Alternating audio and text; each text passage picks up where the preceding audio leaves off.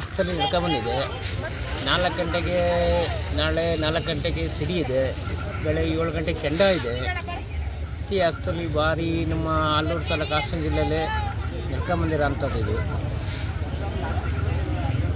ಅಲ್ಲ, ನನ್ನ ಪ್ರಶ್ನೆ ಏನು ಅಂತಂದರೆ, ನೀವೆಲ್ಲ ತುಂಬ ಹಿರಿಕರು, ಇವಾಗೆಲ್ಲ ಯುವಕರು ಅಷ್ಟೆಲ್ಲ ಎಲ್ಲ ಹುಡುಗರಲ್ಲೇ ಸೇರ್ಕೊಂಡು ಯುವಕರೆಲ್ಲ ಸೇರ್ಕೊಂಡು ಮಾಡ್ತಿದ್ದಾರೆ. ಬಟ್ ಅವರು ದಾರಿ ತೋರಿಸಿದ್ನ ನಾವು ನಡ್ಕೊ ಹೋಗ್ತಿದೀವಿ. ಅಲ್ಲ, ಇವಾಗ ಈಗ ಮಾಡ್ತಿದ್ದೀರಾ, ಇನ್ನು ಮುಂದೆ ಹೋದ್ರೆ ಇದೇ ಥರ ನಡೆಯುತ್ತಾ? ಇದಕ್ಕಿಂತ ತುಂಬಾ ವಿಜೃಂಭಣೆ ನಡೆಯುತ್ತೆ. ಅಂದರೆ ಇವಾಗ ನೀವು ಮಾರ್ಗದರ್ಶಕರಾಗಿ ಇದ್ದೀರಿ, ಮುಂದೆ ಮುಂದೆ ಹೋಗ್ತಾ ಹೋಗ್ತಾ ಮಾರ್ಗದರ್ಶನದಲ್ಲೇ ಹುಡುಗರು ಮಾಡ್ತಾರೆ. ಅಲ್ಲ, ತುಂಬಾ ಚೆನ್ನಾಗಿ ಮಾಡ್ತಾರೆ, ತುಂಬಾ ಚೆನ್ನಾಗಿ ಮಾಡ್ತಾರೆ. ಯಾವುದೇ ಕಾರಣಕ್ಕೂ ಯಾವುದೇ ಇದಿಲ್ಲ.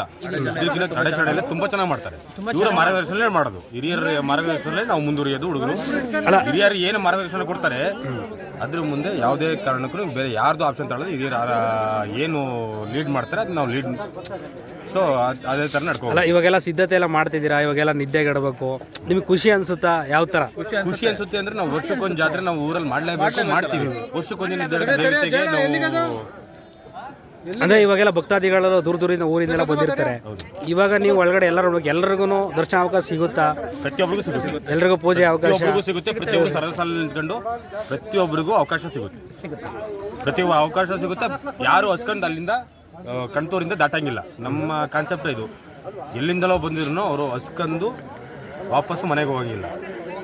ಎಲ್ರಿಗೂ ದೇವಿ ದರ್ಶನ ಸಿಗುತ್ತೆ, ಎಲ್ಲಿಗೂ ದೇವ್ರ ದರ್ಶನ ಸಿಗುತ್ತೆ, ಎಲ್ಲಿಗೂ ಅನ್ನ ಸಂತರ್ಪಣೆ ಸಿಗುತ್ತೆ. ಮತ್ತೆ ಈ ದೇವಸ್ಥಾನದ ಬಗ್ಗೆ ನೀವೇನಾದರೂ ಹೇಳ್ತೀನಿ ಅಂದರೆ ಏನು ಹೇಳ್ಬೋದು? ದೇವಸ್ಥಾನದ ಬಗ್ಗೆ ನಮ್ಗಿನ್ನ ತುಂಬ ಹಿರಿಯರು ಇದ್ದಾರೆ, ಅವ್ರು ಹೇಳಿದ್ರೆ ಸಾಕು. ಹೇಳಿ, ಅದು ಮಾತಾಡಿ.